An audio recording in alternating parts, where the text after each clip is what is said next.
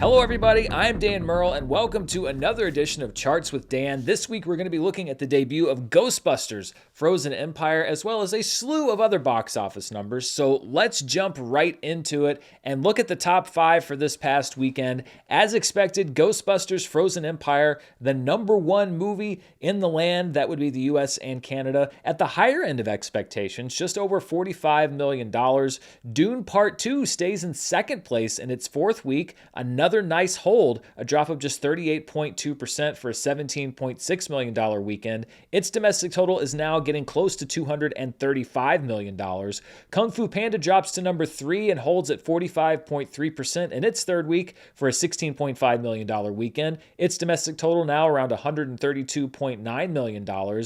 Sydney Sweeney's Immaculate opens in 4th place with $5.3 million. We'll talk a lot more about Immaculate and the distributor Neon in just a few minutes. And in 5th place is Mark Wahlberg's Arthur the King, looking off-screen at something apparently different than Sydney Sweeney is looking off-screen at. In its 2nd week, it drops 44.1% for a $4.2 million total and a $14.5 million domestic total so far. So let's look at those top 5 right now and break them down movie by movie. And we will start with Ghostbusters Frozen Empire, which put up one of the top 5 3-day opening weekends of the year. It's actually the 3rd best opening of the year so far, behind Kung Fu Panda 4 and Dune Part 2. So $45 million right in the middle there, ahead of Bob Marley One Love at $28.6 million, and behind Kung Fu Panda 4 just a couple weeks ago at $57.9 million. And let's look at where it stands as far as the Ghostbusters franchise. When we look at the domestic openings, not adjusted for inflation, it comes in just behind 2016's Ghostbusters and just ahead of 2021's Ghostbusters Afterlife. And this has been very interesting. Look at that. 3 movies in the last 8 years have come out in the Ghostbusters franchise, and they've all opened between 44 and $46 million. Of course, then we have to go back to 1989 for Ghostbusters 2, which opened to $29.4 million, and then the original Ghostbusters back in 1984, which opened to $13.6 million. Of course, we now have a franchise that spans 40 years, and what do we do for figures that span that amount of time here on the show? You know what we do. We adjust for inflation, and when we adjust those openings for inflation, you can see that Ghostbusters 2 adjusted has the biggest opening weekend in the franchise at $73.7 million back in 1989, followed by $59.5 million adjusted for 2016's Ghostbusters, $50.4 million for Ghostbusters Afterlife back in 2021,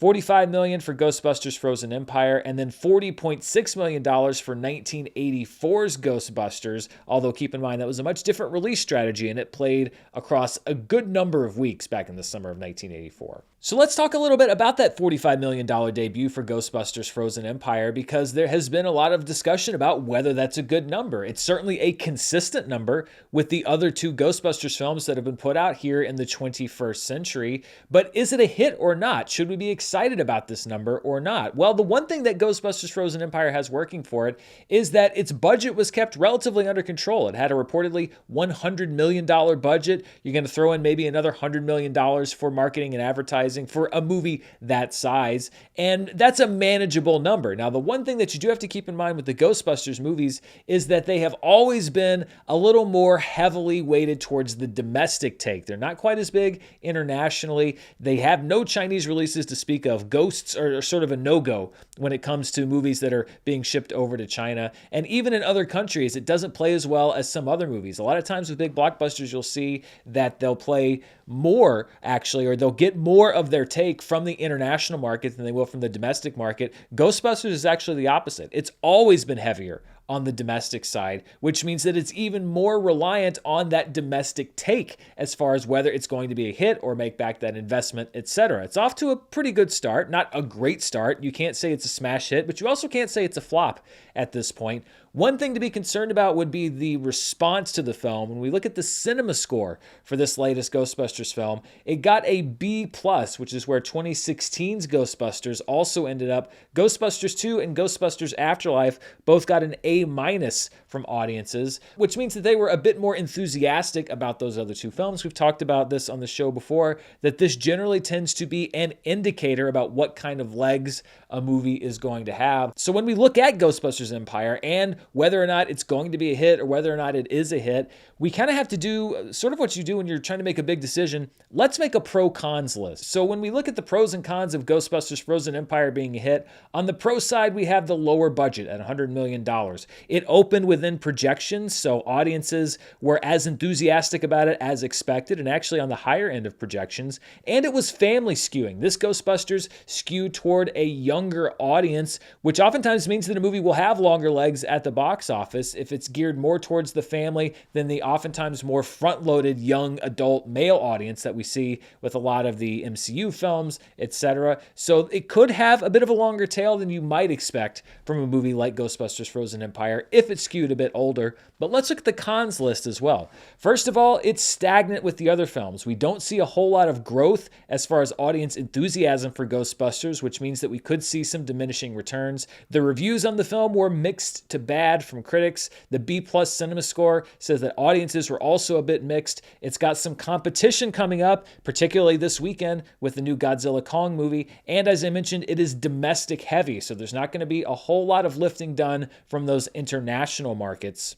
And this is what Ghostbusters Frozen Empire has to live up to. These are the grosses domestically of the Ghostbusters films so far. Right now, Frozen Empire is at $45 million. Ghostbusters 2 made $112.4 million back in 1989. Then we have 2016's Ghostbusters at $128.3 million. Ghostbusters Afterlife squeaked just ahead of that at $129.3 million. And then 1984's Ghostbusters, unadjusted, still the highest grossing Ghostbusters movie by the margin of $100 million at $229.2 million. That's just the initial 1984 release. And of course, that grows immensely when you adjust these figures for inflation. 1984's Ghostbusters coming in at almost $685 million adjusted. Ghostbusters 2 at $281.5 million. Then we have 2016's Ghostbusters at $165.9 million. Ghostbusters Afterlife at $148.1 million. And Frozen Empire at $45 million after its opening weekend. And when you look at this chart, every single movie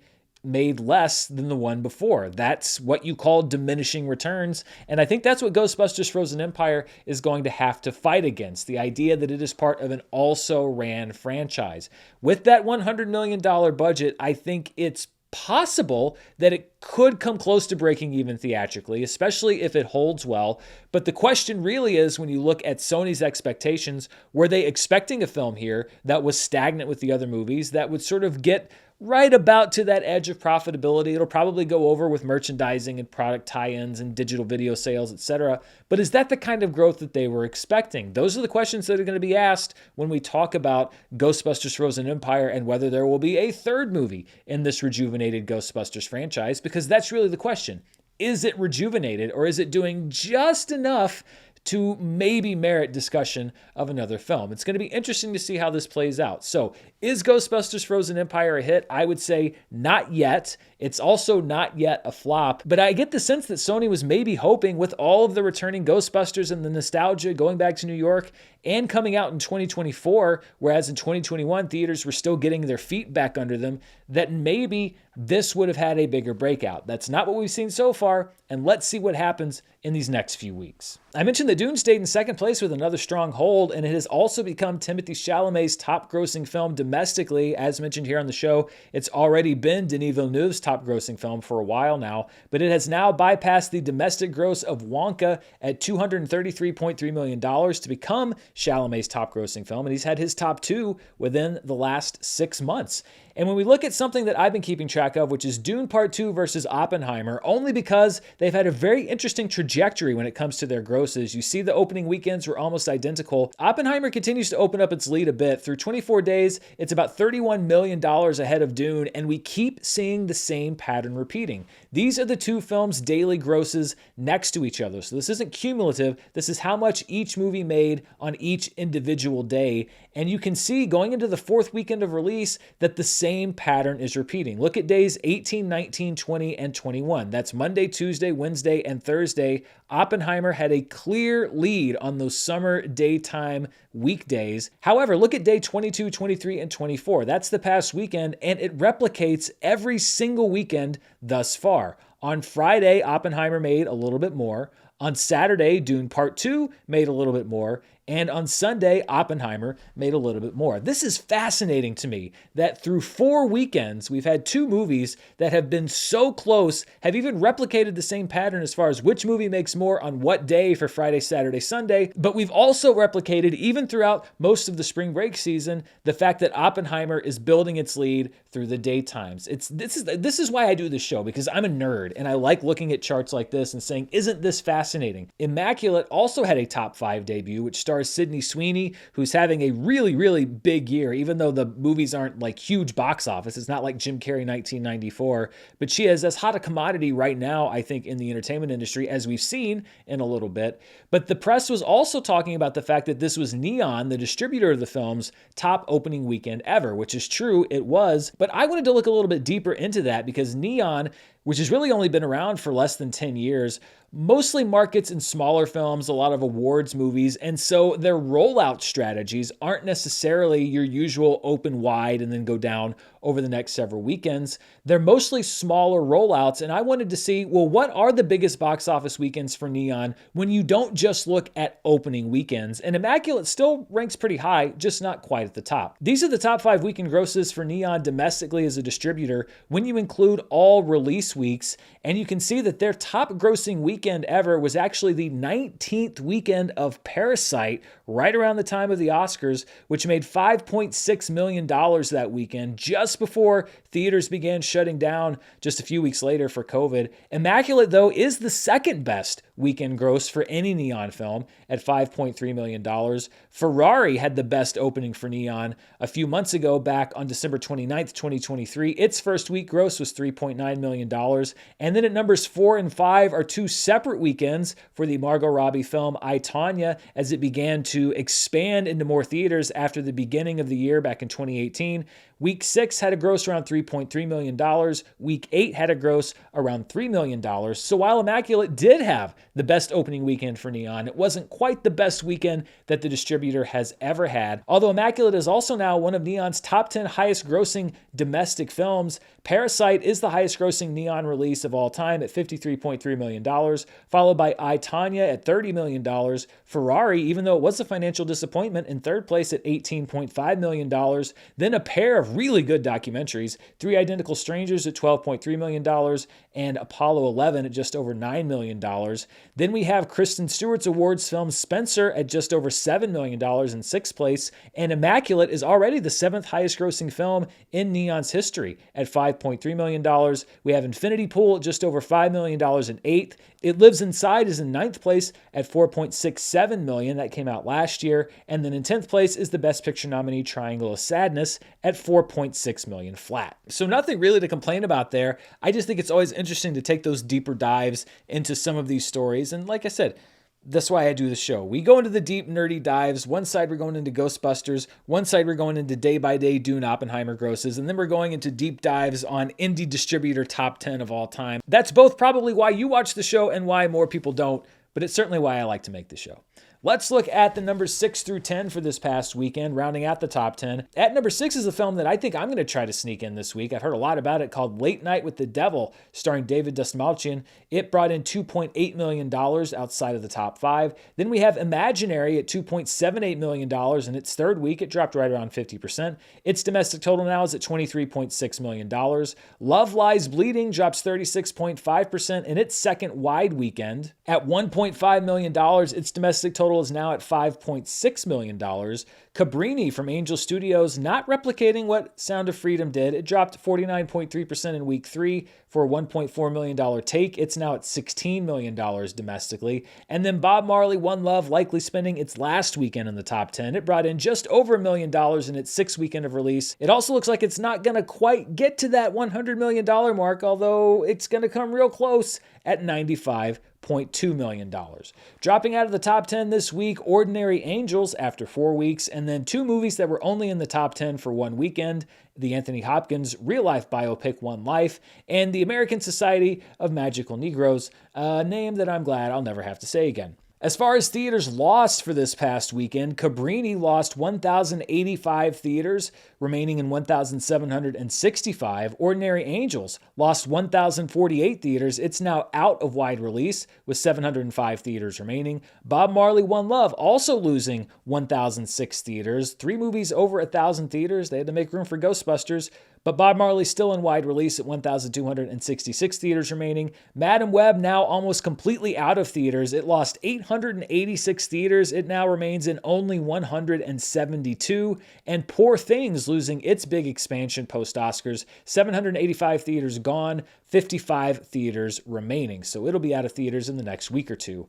2 movies I'm officially listing as closed this week. Anyone But You after 13 weeks at $88.2 million.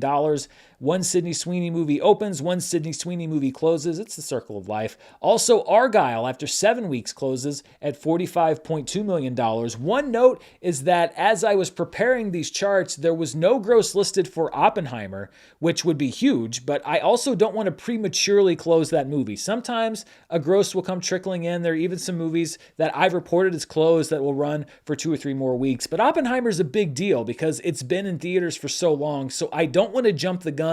I'm going to wait and see if there are grosses that are reported for Oppenheimer in the next week. And if they're not, then we will talk about Oppenheimer closing on next week's show. But that's one movie that I want to make sure I get right when we talk about it, because it's going to be one of the longest theatrical runs that we've seen in a very, very long time. It'd be easy to talk about how much money Argylle lost, but instead I want to talk about how much money Anyone But You made as we look at its estimated theatrical profitability. Again, these are my estimates, and they do not include ancillaries like digital rentals and sales, which will probably be pretty high for this film. So when we look at my estimates, it had a budget of $25 million. I'm giving it another $25 million for prints and advertising. So that gives it a total cost of $50 million. It wasn't released in China, so nothing from there, but it makes back that $50 million just from what I estimate its share of the international gross is, which was over $128 million. So I estimate $51.2 million coming back from the international market, $9.6 million coming back from its first weekend, another $9.9 from its second weekend. Remember that holiday release, it had a big boost in week 2, and then $26.9 million coming in from domestic week 3+ because it had great legs.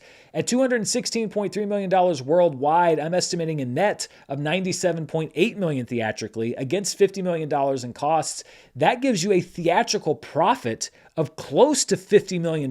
Even if you tack on $20 or $30 million more for advertising, it's still healthily profitable. And remember, like I said, this isn't including any other sort of income. So Anyone But You is actually going to be a really big moneymaker for the studio, and maybe it will just show that you can make these small movies, and not only can they compete with the profitability of bigger movies, but as we saw last year, this is way more profitable than so many $100, $150, $200+ million movies because people wanted to go see it and because it didn't need to make $500 million worldwide in order to break even. So I think the studio is very happy with Anyone But You. And this also allows me to put a bow on one thing that I like to track, which are the movies with the longest legs each year. And Anyone But You, now that it's closed, officially has the longest legs of 2023, which would be the biggest multiple of its opening weekend in wide release. The box office numbers tell me that Anyone But You ended up making 14.7 times its opening weekend gross.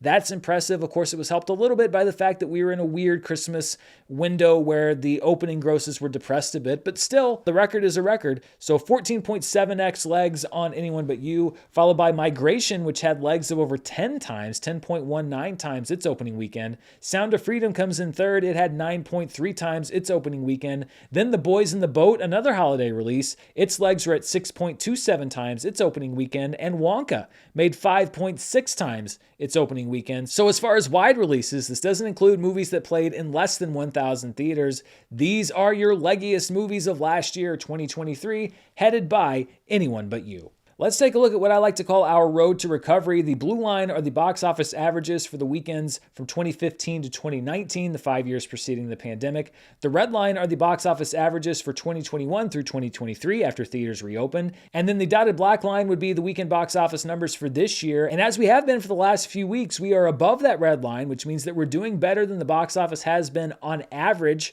for 2021 to 2023. However, we are still well below the average from the pre-pandemic years. The highest grossing film for that 2021 to 2023 window was the debut of John Wick Chapter 4 on this weekend last year. The highest grossing film from 2015 to 2019 was the continued run of Beauty and the Beast, which was a massive box office hit. Here's a chart that we haven't done this year, the box office market share. So this is all ticket sales as of January 1st. What percentage of those ticket sales belong to each studio? And so basically through March, as we head into April and the ramping up of the summer movie season, right now, Warner Brothers has actually sold the most tickets of any studio this year. Dune Part Two, obviously, a big help on that front. 26.88% of all tickets sold this year have been to Warner Brothers films. This is from January 1st. Universal coming in second place at 21.92% of all tickets sold. Then we have Sony at 12.7%. Paramount bringing in 11.82% of all movie tickets sold. Disney at just 2.4% because they basically have sat out the entire first quarter of 2024. All they've done really as far as new releases is to re-release some Pixar films in theaters. That's it. Lionsgate has 4.5% of the tickets sold so far this year. Amazon through MGM and their other studios is actually at 8%. And then all other studios, including A24, Neon, etc., right now constituting 11.62% of all ticket sales for 2024. We'll probably check back in on this at the end of April as we head into summer movie season. We've got a lot more to cover on the show, but before we do, I want to thank the sponsors for this week's episode. This episode's brought to you by Mando. It's hard to believe, but we're steaming towards summer movie season real fast, and that means temperatures are rising too. And if you're like me, summer is a sweaty, potentially smelly season. But this summer, I'll be using Mando.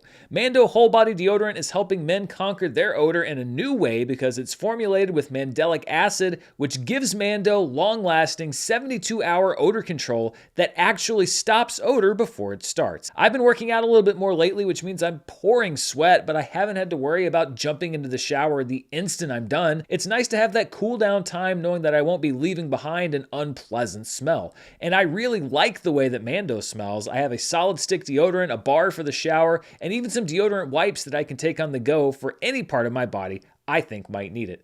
If you're new to Mando, their starter pack is perfect. You get a solid stick deodorant, cream tube deodorant, 2 free products of your choice like mini body wash and deodorant wipes, and free shipping. And I have a discount code to help you get hooked on my favorite smelling whole body deodorant. New customers get $5 off a starter pack with our exclusive code, which means that you're getting over 40% off your starter pack. Use code DAN at shopmando.com. That's shopmando.com using code DAN. Mando, it's time to smell better naked. This episode's brought to you by Factor. Everybody would like to eat better, but we're all busy doing something. And even if you're not, who has the money to eat out for every single meal? That's where Factor comes in. Each fresh, never frozen meal is chef-crafted, dietitian approved, and ready to eat in just 2 minutes. You'll have over 35 different options to choose from every week, including Calorie Smart, Protein Plus, and Keto. Also, there are more than 60 add-ons to help you stay energized all day long. Factor offers pancakes, smoothies, and more for the entire day, including breakfast, midday bites, and more. Factor meals are ready to heat and eat, so there's no prep, no cooking, or cleanup needed. Every week, you can get as many or as few meals as you need, and you can pause or reschedule your delivery anytime. And Factor is fast food without being fast food. Factor's math says that Factor is less expensive than takeout in addition to being nutritious and delicious. Head to factormeals.com/Murrell50 and use code Murrell50 to get 50% off. That's code Murrell50 at factormeals.com/Murrell50 to get 50% off. Let's look outside of the US and Canada now at the top 5 films internationally, and Kung Fu Panda leads the way as it continues to expand and open in new markets and hold well in other markets around the world at $55.2 million. Dune Part 2 brings in another $30.7 million. As I mentioned, Ghostbusters Frozen Empire, never a huge draw internationally. It brought in $16.4 million. The Pig, the Snake, and the Pigeon is in 4th place at $6.65 million. And then South Korea's Exuma is in 5th place at $5.6 million. When you take those international numbers, you combine them with our domestic numbers, we get our top 5 films worldwide. And Kung Fu Panda leads the world this past weekend. It actually increased its business by almost 3% from the previous weekend at $71.7 million. Ghostbusters Frozen Empire is in 2nd place at $61.4 million.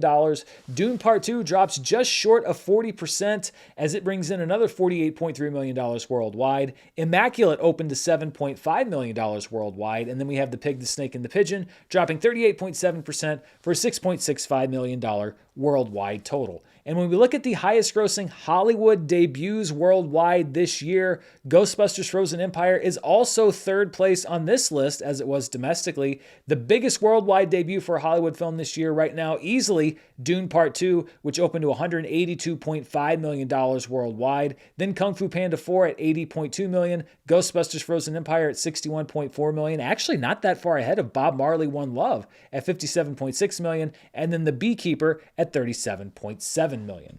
Let's take a look at some of our weekend numbers, and we'll look at the per theater averages. This is how much a movie brought in per individual movie theater building that it played in, although it could be in multiple screens. First of all, we have the film Femme, which was playing in just one theater, but brought in $17,277 from that theater. Femme is a British film about the complicated dynamics between a drag queen and the man who physically assaults him. It premiered at Berlin over a year ago and stars Nathan Stewart Jarrett and George McKay. In 2nd place was Ghostbusters Frozen Empire, which brought in $10,358 per theater in each of its 4,345 theaters, so a good weekend for theater owners. Carol Dota, Topless at the Condor, a documentary playing in 4 theaters, brought in $9,862 per theater. It's about San Francisco's Carol Dota, renowned as the U.S.'s first topless dancer. Exuma, playing in 67 theaters, brought in $7,310 per theater. And then playing in just 2 theaters was the film Do Not Expect Too Much from the End of the World, an abstract film from Romania that was their entry to last year's Academy Awards. Looking at the films playing in limited release this past weekend, this would be 1,000 theaters or fewer. At number 1 was the live stream of the Met Opera of Romeo and Juliet, which played in 735 theaters and brought in $835,000 total. In 2nd place was Exuma, which brought in just short of $500,000 in 67 theaters. Then Problemista, which continues a limited run in 237 theaters, bringing in $453,000 in its 4th weekend of release. Mai, which is being billed as the number 1 box office hit of all time in Vietnam, was in an unknown number of theaters but brought in $282,000. And then in 71 theaters was the Chinese film YOLO, bringing in $117,000. Looking at the limited release top 10 grossers for this year, this is all tickets sold as of January 1st. American Fiction remains number 1. It brought in $8.9 million before its jump to wide release. That's when I freeze its gross on the limited release chart. But The Zone of Interest has broken the $8 million mark and is now the 2nd highest grosser in limited release this year. Poor Things moves down to 3rd place before its jump to wide release. Then we have Fighter and Hanuman from India, Origin at number 6, All of Us Strangers at number 7, Perfect Days moves up to number 8, the 2024 Oscar shorts move down to number 9, and the Indian film Guntur Karam stays at number 10. Looking at the top films this year at the domestic box office so far, Dune Part 2 at number 1 at $233.3 million. Kung Fu Panda 4 is in 2nd place at $132.9 million. Then we have Bob Marley One Love in 3rd place, Mean Girls in 4th, The Beekeeper in 5th, Argyle in 6th, now with the final gross at $45.2 million. Ghostbusters Frozen Empire debuts at 7th place on the 2024 domestic chart, looking to move up. Then we have Madam Web moving down to number 8, Night Swim moving down to number 9, Imaginary moving down to number 10, and Ordinary Angels exiting the list. These are your top 10 movies worldwide so far this year. Dune Part 2 remains at number 1. Last week it was close to breaking $500 million. Now it is looking at the $600 million mark worldwide. YOLO's in second place, Pegasus 2's in third, Article 20's in fourth, Boonie Bear's Time Twist is in fifth. Kung Fu Panda is looking to crack that top 5 very soon. It's only about $2 million behind Boonie Bears, so one bear going to swap out for another at number 5 very soon. Bob Marley One Love is in 7th place, The Beekeepers in 8th, Mean Girls is in 9th, and Madam Web still trying to crack that $100 million worldwide mark. That would just be a moral victory, is at number 10. Also looking at the worldwide box office 365-day chart, so you take today and you roll it back one entire year. These are the top 10 movies over that span. And the big change here is that Dune Part 2 has now bypassed the worldwide grosses of Mission Impossible Dead Reckoning Part 1 and The Little Mermaid worldwide to become the 8th highest grossing film to hit theaters in the last year. The Super Mario Brothers movie is going to be rotating off this chart very soon, so we're going to see some changes on the list. And then as we get into summer movie season, a lot of films like Guardians of the Galaxy Volume 3, etc. will also be rotating out. Before we wrap things up, as always, I like to look at a weekend in box office history, and we're going to go back to the year that the original Ghostbusters came out, although a couple months before it hit theaters. Let's see what was priming the ground for that original Ghostbusters box office run. This is March 23rd through the 25th, 1984, which saw a new film called Police Academy at number 1. If you don't know what Police Academy is, well, I guess they would be like the grown-up minions of their time. It was something that a lot of people found funny, except for the people that didn't find it funny, and they didn't understand why the people that find it funny found it funny, if that makes any sense. Anyway, Police Academy debuted at number 1 at $8.5 million, a final gross of $81.1 million. In second place was Ron Howard and Tom Hanks' breakout films as director and star, alongside Daryl Hannah, of course, Splash, which made $6.6 million, a 3.3% increase from the weekend before. At that point, it had made $23.8 million. Its final domestic gross was $69.8 million. In third place is Footloose, the only film, really, that I acknowledge called Footloose. In its sixth weekend of release, it dropped just 6.9% from the previous weekend at $4.4 million. Its final domestic gross was around $80 million. I was actually reading a really fun news story that the high school that's featured in the original Footloose is relocating. So that whole original high school is going to be abandoned, and they successfully have lobbied Kevin Bacon to come to their last high school prom that will be held at the Footloose High School, at least at the original location. So that's going to be pretty fun. I think that's exciting. It's cool that actors a lot of times will embrace their legacy. In fourth place back in 1984 was a movie called The Ice Pirates. I've never heard of it, although inevitably somebody that's watching the show has. It brought in $2.9 million in its second weekend, a total of $8.4 million to that point, and a domestic total of $14.2 million. And then in fifth place in its second weekend as well is a movie called Tank starring James Garner, which made $2.8 million. Its final gross was right around $11 million. And from what I could tell of the descriptions, it's about a military guy whose son is imprisoned by a local sheriff, so he brings a tank to break him out. I don't know. It's so weird to see movies that have stood the test of time, debatable on Police Academy, I guess, alongside other movies that just you could have just made them up and I would never have known the difference. Of course, because we're talking 40 years ago, we don't want to leave those numbers sitting where they are. We want to adjust for inflation and see what those figures would look like in today's dollars. And when we do, we see Police Academy debuting to a $25.5 million opening weekend, a final domestic gross of around $242.5 million. Yeah. That's why there were so many of them. Splash at $19.9 million in week number 3 with a final domestic total of over $200 million. Footloose at $13.2 million in week 6. Its final adjusted domestic total was $239 million. Then we have The Ice Pirates at $8.6 million. Its final domestic adjusted total at $42.5 million. And Tank at $8.5 million. Its final adjusted total domestically, $33.7 million.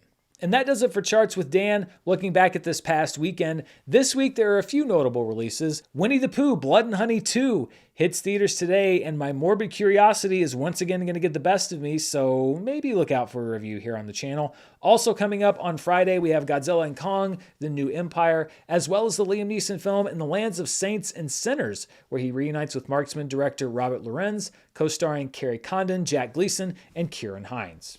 And we'll be covering all of that on Charts with Dan next week, as well as the latest movie news, reviews, box office, etc., right here on the channel this week. Thank you so much for spending a big chunk of your day to listen to me talk about very nerdy things. Be sure, if you like what you've seen, to share, to tell your friends, hit that bell, subscribe, all the things, they're cliche, but they help the channel grow. That's all I've got for today. Until next time, stay safe, and I'll see you then.